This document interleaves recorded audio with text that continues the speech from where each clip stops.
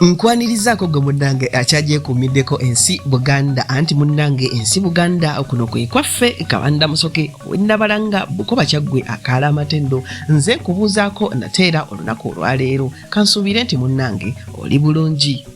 Munnange olunaku olwaleero kankunyumizeyo ku mboozi. Emboozi yange lwakuba mwe mbanyumiza emboozi zange ne munsekerera ne mukugamba ne mugunsalira naye n'olwaleero kambanyumiza emboozi yange eno. Munnange nina muliraanwa wange bamuyita Maama Kavuma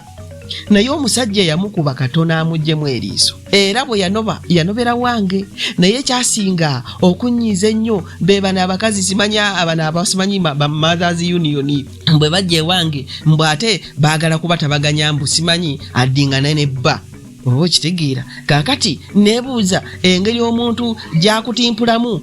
okubula okukugjamu eriiso ate engeri gy'otandika okugomoka mbwe ate simanyi babatabaganye mbwe ate simanyi biki oba okiraba.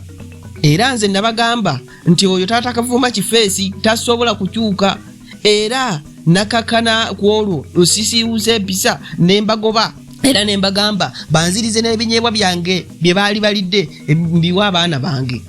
oba okitegeera ebinyeebwa ebisiike kubanga baali bamaze okunywa akacyayi baali bamaze okunywa cyayi wange ate kati mbusimanyi badda mu ebyo eby'ekiyaayi mbusimanyi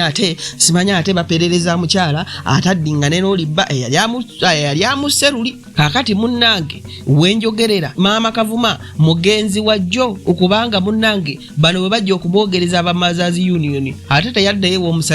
omusajja n'alyoka asaba tulooli n'amukuba ekyamuviirako okufa kuba yamukuba n'atindulukuka olukindo ne luvunda. Era enkomerero Maama Kavuma mugenzi era zembuyaga kati ezikola ki ezizikaze engoye bannange.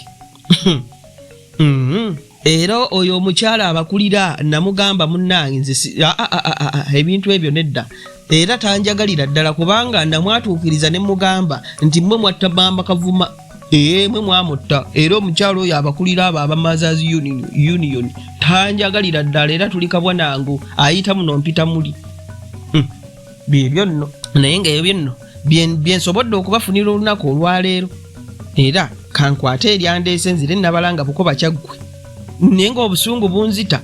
tuliddingana ate mu kitundu ekiddako ng'ate nkuwa ebirala. Ayi Katonda akuuma Namulondo.